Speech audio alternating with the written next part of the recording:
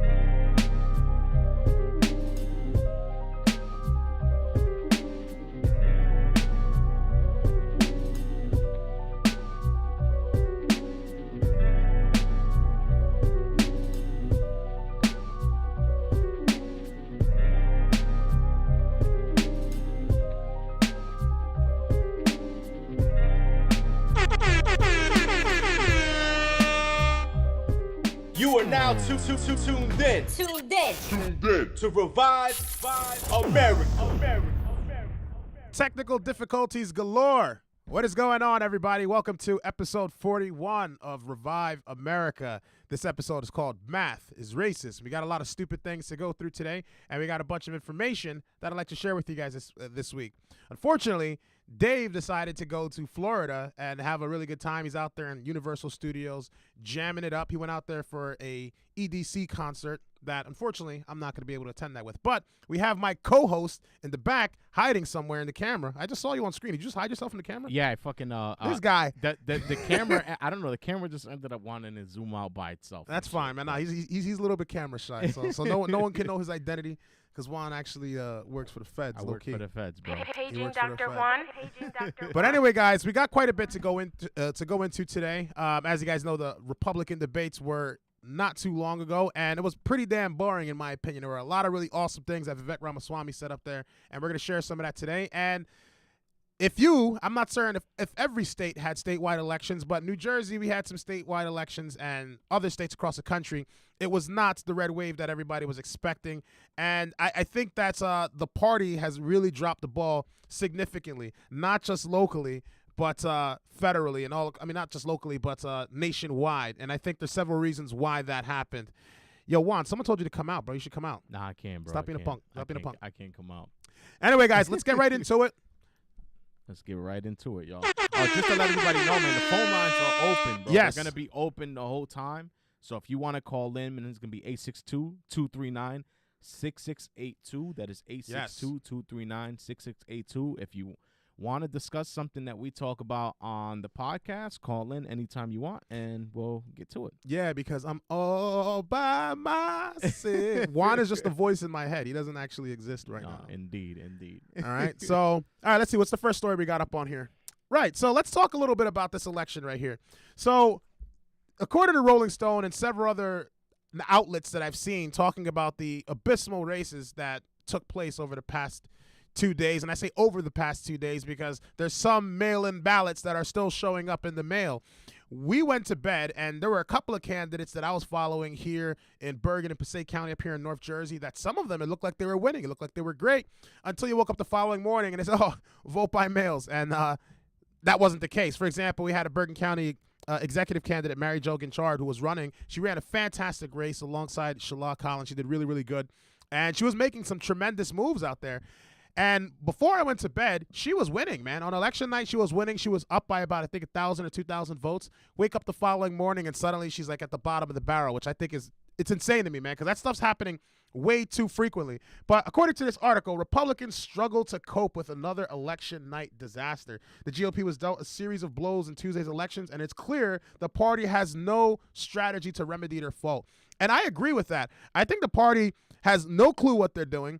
I think at a state level, Bob Hugin has been a colossal failure. I think I've been saying that since he was actually chosen in 2021 when he was going to lead the Republican Party during Jack Ciattarelli's campaign. The reason why I say that I think Bob is just doing a terrible job is he ran against Gold Bar Bob Menendez. And Bob Menendez, as you know, the guy's a pedophile, collects gold and all kinds of trinkets from foreign leaders. And his wife killed somebody. There was a lot of stuff to use, not the gold bar stuff. That's kind of new. But you being a pedophile and your wife running somebody down is quite a bit you can talk about during the election season. Didn't talk about any of these kinds of things. He kind of just like let it slide under the rug. And by doing so, it only empowered Menendez, despite the fact that we live in a state full of Dominicans that do not play that pedophile stuff. And that's exactly what he decided to go against. We're going to just focus on taxes. We're going to focus on the down the middle kind of stuff. And there were some candidates in this state who had a very good message, you know, that the party could have gotten behind, but they really didn't. You know, I'm sick and tired of hearing from the party that it's like, oh, well, we didn't win the big race, but we got like someone on the school board. We got someone. And that's great and all. Don't get me wrong. But even this year, it was the lowest amount of new seats that I've seen since I've been deeply involved in politics over the past 4 or 5 years. So it wasn't very good. So I had a lot to say, but Vivek Ramaswamy said some really, really awesome stuff last night, or I believe it was the night before, on the debate stage. And sometimes I feel like Vivek is stealing a lot of my talking points. I don't know if he's watching me. Vivek, if you're watching me, give me a call, 862-239-6682. That's the phone number for Revive America. Come on if you want to come on here and chat about some stuff. But he said something that has been on my mind for quite some time, because in 2022, I remember going down to the RNC office in Washington, D.C. I remember explaining to them my race. We got a good shot moving forward. We just need the capital to actually be able to push ourselves over to the finish line. And Ronna McDaniel was in charge of the RNC at the time. Nobody really was like, oh, well, we're not really going to pay attention to that race. We're focusing on all these other races, like Bob Healy in District 3, millions of dollars down the hole, did not win, complete colossal failure. They only chose the guy because he's a multimillionaire. He's got this yacht company, but the guy's unrelatable. I'm a very relatable guy. We could have won this race, but it is what it is. RNC gave him money, state backed him. The guy lost colossally to Andy freaking Kim in an area that was traditionally Republican for a very long time. It was like a D+4 or something. I ran into D+7 by the time we came to the end of the race. When we started the race, it was a D+9 and with a D+7 by the time the race was all set at 7.5. Let's be a little bit accurate here. D+7.5 by the time it was all said and done. He completely dropped the ball. But I want you to hear what Vivek Ramaswamy had to say on the debate stage, because I don't think anybody could have said it better. I mean, I could have probably said it better, because this is exactly what I would have said. Maybe not in the same articulate fashion, but Juan, roll the tape. I want you guys to take a listen to what he had to say here. Mr. Ramaswamy, let me turn to you. Please make your case. Why should you be the nominee and not the former president? I think there's something deeper going on in the Republican Party here, and I am upset about what happened last night. We've become a party of losers at the end of the day. It was a cancer in the Republican establishment. Let's speak the truth. I mean, since Ronna McDaniel took over as chairwoman of the RNC in 2017, we have lost 2018, 2020, 2022, no red wave that never came. We got trounced last night in 2023. And I think that we have to have accountability in our party. For that matter, Ron, if you want to come on stage tonight, you want to look the GOP voters in the eye and tell them you resign, I will yield my time to you. Savage. And frankly, look, the people there cheering for losing in the Republican Party. Think about who's moderating this debate. This should be Tucker Carlson, Joe Rogan, and Elon Musk. We'd have 10 times the viewership, asking questions that GOP primary voters actually care about and bringing more people into our party. You think the Democrats, I mean, we've got Kristen Welker here. Do you think the Democrats would actually hire Greg Gutfeld to host a Democratic debate? They wouldn't do it. And so the fact of the matter is, I mean, Kristen, I'm going to use this time because this is actually about you in the media and the corrupt media establishment. Ask you, the Trump-Russia collusion hoax that you pushed on this network for years, was that real or was that Hillary Clinton made up disinformation? Answer the question. Go. Mr. Roberts, this is how we get our country back. We need accountability because this media rigged the 2016 election. They rigged the 2020 election with the Hunter Biden laptop story. Mr. Ramaswamy, and they're going to rig this election. Your time is up. Accountability. Let me turn to Governor Christie. Your time is up. You're beating us up. You're beating us up way too hard. Oh, please, that's it. They had to cut that dude off, but was this guy telling any lies? Is there anything that he said that seemed inaccurate? Because the truth is, man, the Republican Party, it was not doing good. Someone just said something like that in a comment that I was just about to say. What was it? Someone, Dandel? yeah, where's his comment? He says, this week's trouncing of the Republicans at the polls tell us, 1, the establishment Republican Party was dying until Trump came along. Facts. 2, Ronnie McDaniel and the old RNC will continue to lose. They absolutely will, and that's the thing that really pisses me off about the RNC is like they don't necessarily look for who's relatable, who's actually telling the truth, who could actually galvanize the people to get behind the candidate and actually get them to the polls. They want to choose the simple suit and tie guy who has tons of connections and millions of dollars, and that guy can bring millions of dollars to the party. So we'll reject the people that are focused on the things that actually matter, like securing our border, reducing this inflation, stopping our money from going overseas to a bunch of different wars that none of us asked to sign up for. Right? They don't want these kinds of candidates. They want someone who's just going to keep the status quo. And it's like Dave says all the time, it's like the Republican Party has just become Democrat Party light. It's just that while the Democrats are moving at super speed with whatever it is that they want to do, the Republican Party is moving at like a fraction of the speed. But they're going the exact same direction. They don't actually move in the way that our country's supposed to be moving. We've just become the piggy bank for the rest of the world. And I'm sick and tired of it. The RNC, everybody that's in there right now, that's in control of the RNC, they all need to go, especially Ronnie McDaniel. It's like, I know Trump back there, and people are like, well, yeah, Donald Trump supported her. Donald Trump wanted her to be there. And listen, honestly, I don't care that Donald Trump wanted her to be there. She's been a colossal failure. She's not doing a good job. You know, I was in favor of Harmeet Dillon when she was running to replace her in that position.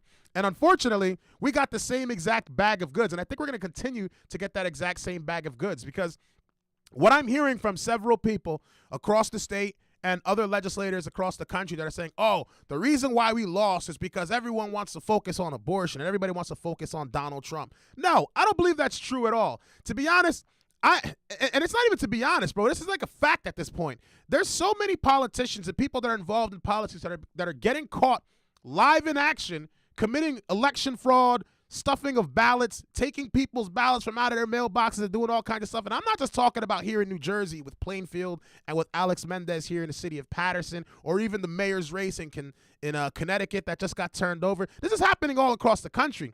And people say, oh, this is little tiny nuanced events that we actually caught. We have no idea how big the scale of this is. And everybody wants to assume that a piece of paper that's filled out is somehow going to be the solid answer, where you don't even know who the hell wrote this thing. You don't know where it came from, right? And then every single time we have an election day for my entire lifetime, once the polls close, about an hour or two later, the results are out. Barely even an hour or two. Sometimes like 30 minutes or so, the results are out. Ever since COVID has happened, we've used this as an excuse to say, well, we have to wait for the vote by mails. And every time the vote by mails show up, suddenly these people are just winning who had no shot. For example, yo, Juan, do you know who Mohammed Rashid is? No, sir. Of course you don't. Nope. Mohammed Rashid is some random guy from I can't remember. Like, this guy lives over by the Bengali area of Patterson, right? Mm-hmm. Some random guy runs for school board, right? Never heard of this guy, never seen him at the city council meetings, never seen this guy anywhere. Every single person that I've spoken to, even Bengali people, have no idea who this guy is. Wow. Right? This guy was the #1 vote getter in the school board election here in the city of Patterson, which I call complete nonsense. I call bullshit on that. Yeah. Shaheen Khalik, the councilman of the city of Patterson, in 2020, he had a bunch of people working on his campaign that got caught up collecting ballots. They're flexing on Snapchat. Hey, look, we got ballots, and that's how those guys got dinged up. Shaheen Khalik didn't go down for that. 2022, Fareed Uddin, councilman, and I know a lot of you guys across the country are like, who the hell are you talking about? But I'm telling you this because I see this stuff happening in my district firsthand, and I know it's happening everywhere else. This guy, Fareed Uddin, we see him inside the polling station bringing people who barely even understand English or even understand the voting situation in our city, bringing them in and trying to get them to vote in multiple different areas. I caught that dude on video. Shouldn't even be in a polling station. Now, the problem is, who do you bring this to? We have the evidence. We have proof that this nonsense is going on. We have a whole bunch of judges in our state, and it's also in many areas across the country. Liberal-controlled judges that don't give a damn, and they will completely turn a blind eye to the fraud. They'll turn a blind eye to all the madness that's going on in our country so long as Orange Man doesn't get in there. So long as Donald Trump doesn't get into that seat, they're willing to lie. They're willing to bend the rules. They're willing to do whatever the hell it takes. And it's sickening. But the truth is, I don't think any of this is going to change until the American people actually demand a complete difference, right? Now, I'm not saying everybody go and grab guns and start a violent revolution. I don't think that's going to resolve anything either. But I think people really need to open their eyes and start to see things. Because even in this city, a lot of the Democrats are starting to realize that it's like something's not right with this election, right? We wanted to vote for our Democrat guy, for example. And somehow this establishment Democrat guy wins when nobody likes him. Nobody even knows most of these people, yet they win somehow. So it's not even a Republican talking point like my opponent Bill Pascrell likes to talk about. It's not really a Republican talking about. On both sides, people are starting to see that something's not right. It's not making sense. None of this stuff is adding up. But anyway, I digress. The Republican Party is not losing because of Donald Trump. The Republican Party is not losing because of the abortion debate. As you saw across the state, many people were in favor of trying to repair this curriculum and all this nonsense they're trying to teach our children. Instead, they're telling us that, no, because Donald Trump is running for president, that's why they voted in the opposite direction. It's nonsense. You look at the polls right now, and Donald Trump is winning at 49% over Joe Biden. He's winning over Generation Z. He's winning over the people in the millennial population. He's still not doing too well with the Hispanic vote. He's at 46% while Joe Biden's at like 49%. But despite that, this guy's carrying the youth. Why? Because we are actually living in the pain. The previous generations, many of them got to see the prosperity, buy the homes, live the way they needed to live, and enjoy the country, the fruits of the labor that our parents came to this country for example. Juan, the kids, we were literally just talking about that out there, man. Like, yo, there's people working 2-3 jobs. They can barely afford to fill their car. Yeah, it's fucking ridiculous right now, man. You know? So I don't think that's the case, right? But I digress. On to the next news. I don't know if it's on the screen. Is it on screen right now? Yeah, I got this. It's on screen right now, right? So this is something that I don't know if we spoke about this on air when Dave was on here, but this was something that I thought would have been really cool if it actually happened, right? But if you guys are listening on audio, you're not seeing it on screen. There's an article by the Daily Beast, and Fox News and several other outlets spoke about this as well. But Donald Trump says that he would consider making Tucker Carlson his vice president, which I think would be pretty damn awesome because, like Donald Trump says in this audio, he's like, you know, Tucker Carlson, he's got a lot of common sense. I've got common sense. This isn't a conservative thing. It's about common sense, right? Mm-hmm. But the truth is, I think that would be a great idea. I think that would be fantastic. But at the same time, I believe Tucker Carlson will be much better suited as the press secretary. Like the way Kayleigh McEnany was working the reporters, I thought it was fantastic. I think seeing someone like Tucker Carlson up there really clapping heads and dispelling the narrative and all the nonsense out there would be just as good. But I want to see what that would actually look like in a VP. So hidden co-host, what are your thoughts on that? Honestly, Tucker Carlson, like, it's I don't know. It doesn't sound right, bro. I don't know. As a vice president, I don't think so. You don't think it sounds good as a vice president? Not as a vice president. No. I think it would be pretty cool. Who was the ones that you mentioned before? I remember you and Dave mentioned a couple vice presidents. So Dave, I know Dave says John F. Kennedy Jr. Right? Yeah, he says that he thinks that RFK would be a pretty good choice because it will cause people's heads to explode. It's a right down the middle kind of guy. That'll be pretty interesting. Will Trump do it? I don't know if he actually would. I think that he probably would choose Vivek Ramaswamy at this point, bro, because that kid up there. That kid up there, he's freaking spitting bars, bro. And he knows what he's talking about, man. Like, every now and then, someone will try and make you look stupid in politics. You've seen how they've done it with me. You see how they do it with everybody. That guy is like a master judo type guy. I don't know. And he's kind of the same way as Trump. Like, you can't really catch him in a trap. But Trump has actually been caught in traps quite a few times. This guy Vivek just seems to always have the right thing to say, and it's the appropriate thing to say that many people can't really get behind. Ryan McDonald in the chat. What's going on, brother? How you doing, brother? Ryan McDonald has arrived. Ladies and gentlemen, phone lines are open, by the way, 862-239-6682. Call in if you guys want to share your opinion, share your perspective. But I want to see what that's actually going to look like, depending on how this race goes. So you know what, chat? Then if that's the case, you guys should call in and tell us who you think should be vice president. That's actually a good point. Or do you think that Tucker Carlson would be a good vice president for Donald Trump? If so, why? Now you're going to write an essay like you're in school. Next topic. You're going to write a fucking essay. Go back. Hang on. So start that over. So the thing that's funny about this is this was a clip from the debate the other night. So while the debate hasn't started yet, and I believe this was prior to debate, the whole crowd starts going nuts and they start chanting Donald Trump's name. Play the video. Play the video. Yeah, check this out. Listen to what happened. Okay, so that was awesome, you guys, but that's the last time we're going to do that, right? Stop it. Stop it. We really, really, really want to hear from these candidates, and they worked really hard for us tonight, okay? So we're so excited. They worked really, really hard. Donald Trump's not here. Don't listen to Donald Trump. See, but that kind of just shows me that the last article we saw about, Republicans are losing because of Donald Trump, it's like, listen, man, that's not true. The guy's polling higher than every single Republican that's up on that stage, even higher than Vivek right now, man. The Republicans have kind of made up their mind. This is the guy that they want to choose. We believe that he's going to be the one to lead us. So going back to Vivek, there's quite a few clips that I've got on here of Vivek from the GOP debate, because this guy was coming for bars, bro. He was ripping on Ron DeSantis. He was ripping on the media. He was ripping on Nikki Haley. He has just been going off, man. And the kid hasn't missed. Listen to what he said here. I believe on this one, this is where he goes after Nikki Haley, who and their support for Israel. So I want you to hear his stance on the whole Israel situation.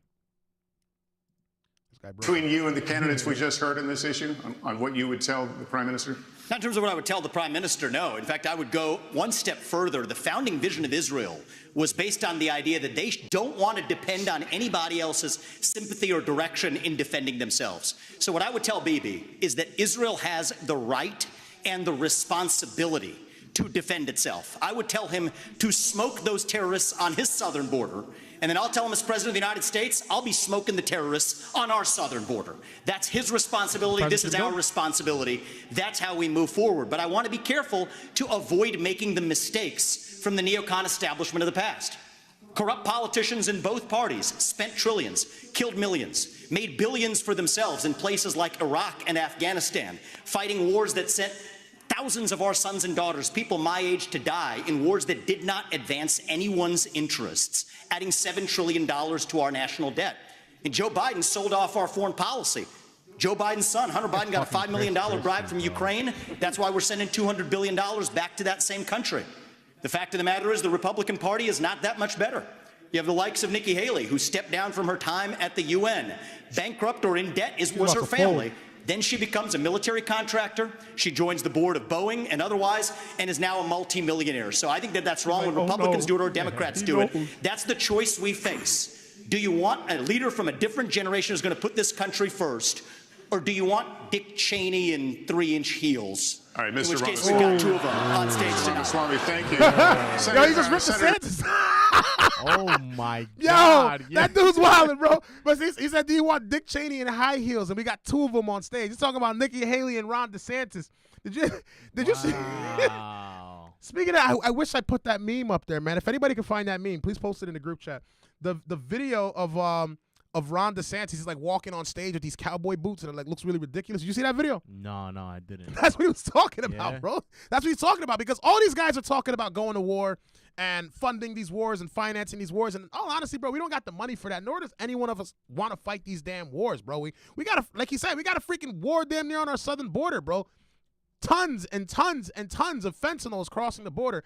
Millions of illegals are crossing our border every single year, and they're turning all kinds of our cities into like the whole damn Roosevelt Hotel. People are laying in the streets or taking over it's ridiculous right now, man.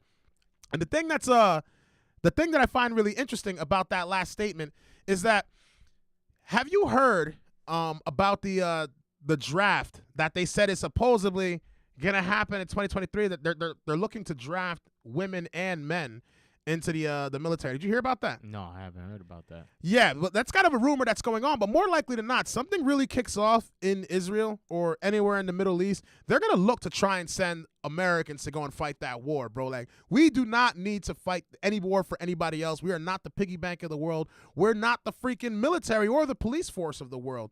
I think we need to focus on our damn countries. Like, if we're going to spend billions and billions of dollars, and I think I said this last time, like, I'm no fan of the recovering, paying off people's student loans or paying off their debts. I am in no favor of that at all whatsoever.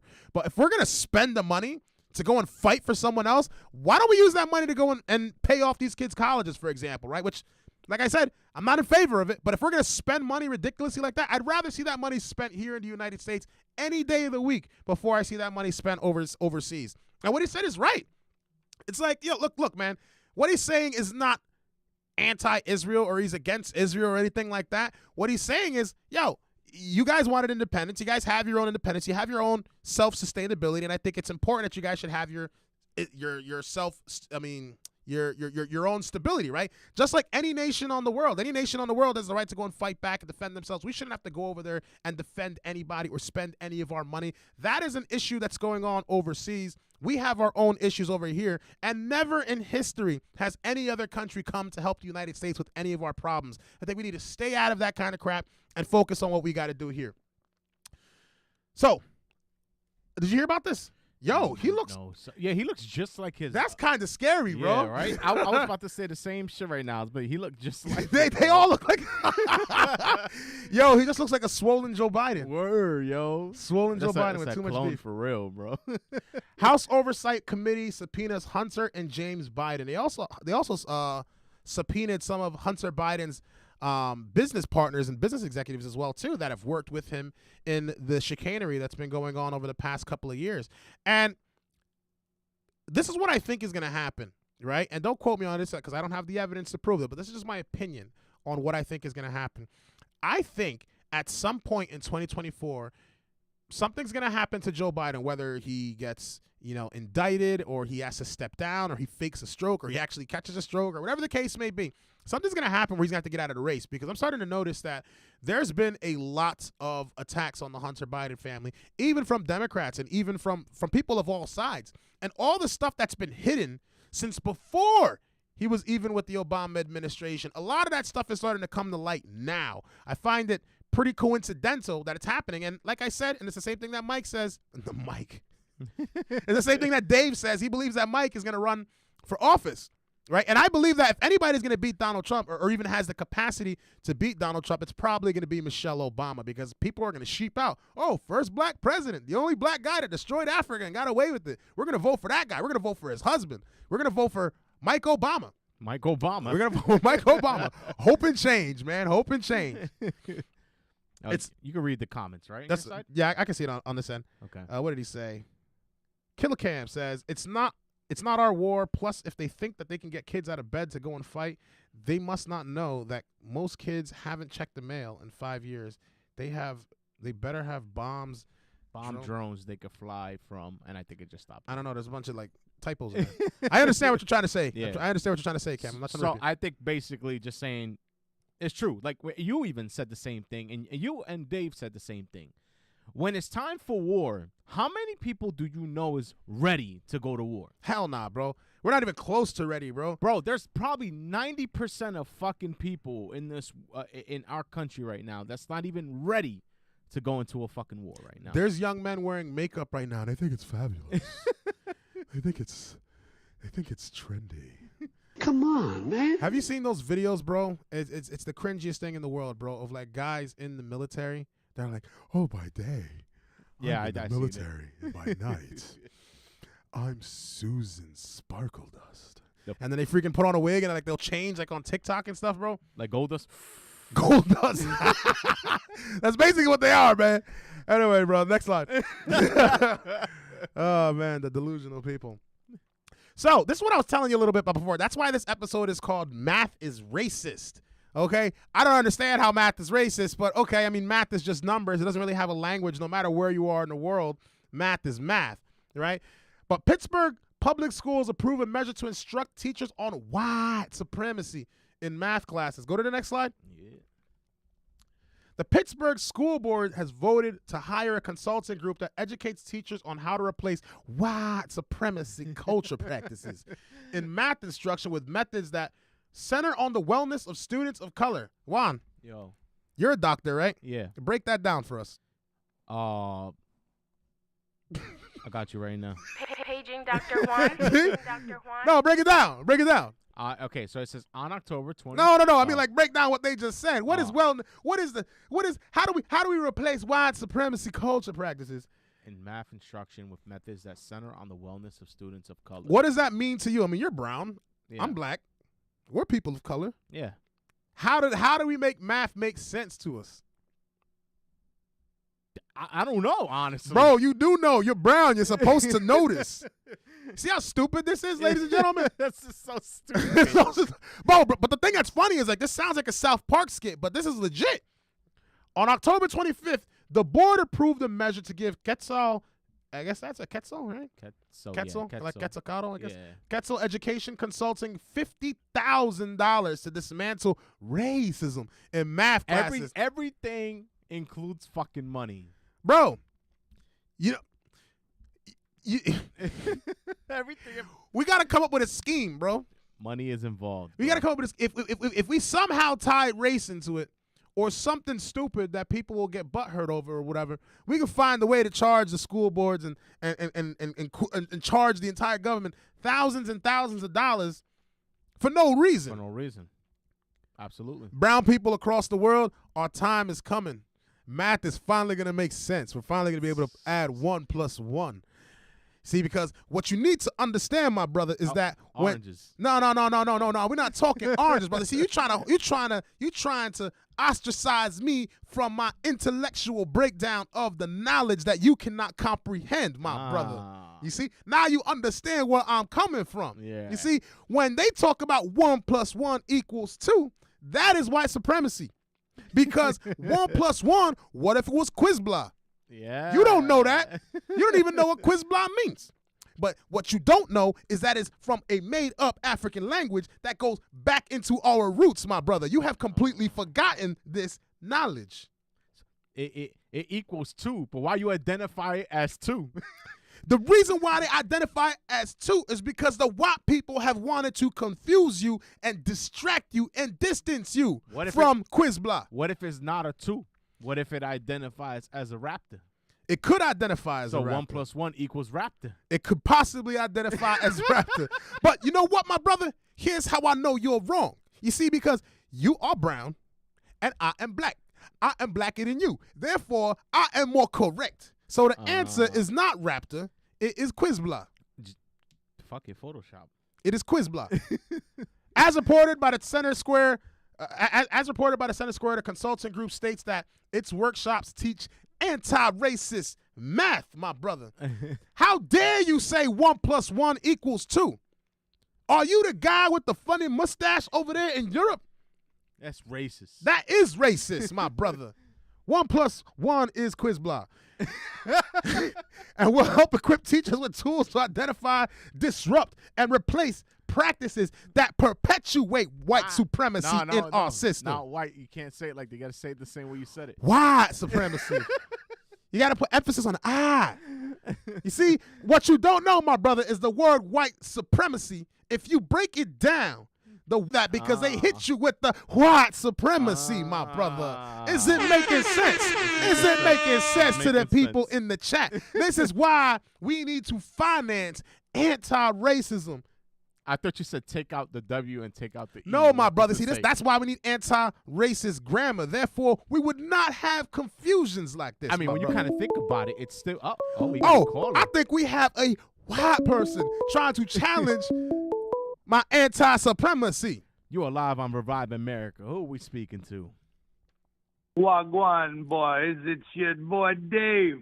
Dave Herrera. You see, Dave, my brother. What up, dog? Have you been paying? I just figured I'd call in and let y'all know I love you both. We love you too. I get ready to go and rage out here. Lucky man. You missed it, Bro, my brother. How's the show going? Good? We're talking about anti-white math, anti-racist math, and how math perpetuates white supremacy.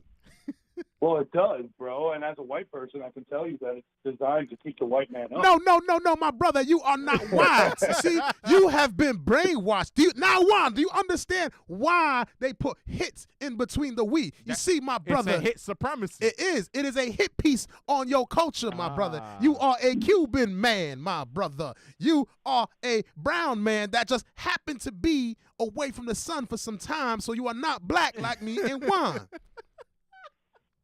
You might be right about that. That makes perfect sense, my brother. Oh my God. See, I see Billy's on a tear, huh? Oh, I'm on a tear, my brother. You see? So I don't know if you know about this, Dave, but the Pittsburgh School District, they've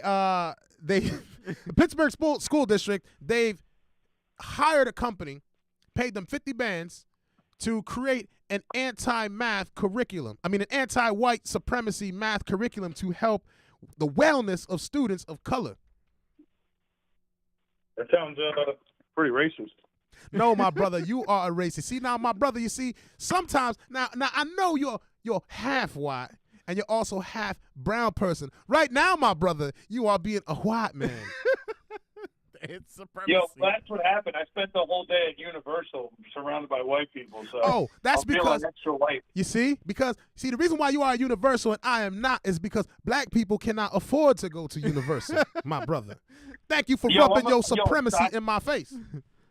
Yo, I ain't even on the show, bro, but I'm about to sidebar real quick. You know how we always talk about how terrible Disney is and how it's all this stuff? And I was like, yeah, bro, for real. But I'm gonna tell you, there's some voodoo that goes on there, man. Bro, I've been saying this, man. They have like a shopping district where I was like, I'm not going to Disney, but I'm gonna walk around the shops. Bro, within 10 minutes, I was taking pictures with fucking Disney characters. It's infectious, man. I don't know what they do out there. They pump something in the air so that you can just kind of Bro, feel the it was magic. crazy, man. I was a Disney kid. I don't know what happened to me, but I had to leave. See? Now you see why she likes to go to Disney World every single year now.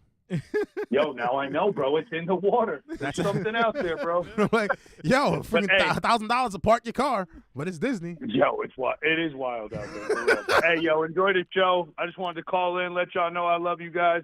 Handle your thing. Yo, we love you too, have a man. wonderful Yo, time, wait. brother. Also, I forgot to let Juan, you're not a doctor. Dr. Juan is not a doctor. Paging Dr. Take it Juan. easy, brother. Dr. Juan. All right, peace out, guys. All right.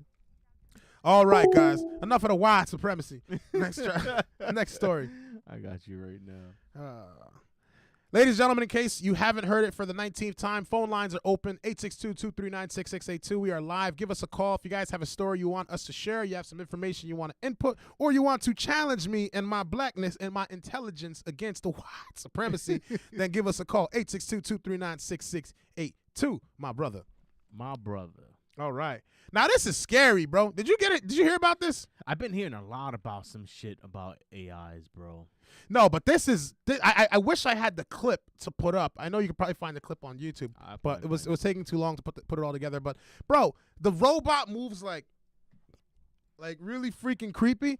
And apparently, this robot has an AI inside of it where it has all the company's policies and everything inside of its mind, and it makes decisions on behalf of the company. On behalf of all the people. But they're like, oh, it doesn't make all the decisions. We make some of the most pertinent decisions. And I believe this is in Poland, if I'm not mistaken, this company. The company is Poland is where the company is located. And here's the wild thing, bro. The name of the company is called Dictator. It's a rum company. They produce rum and they hired an AI robot to be their AI overlord. So I want to ask you something, Juan. Can you work for a robot? No, hell no, I can't, bro. That's the wildest thing in the world.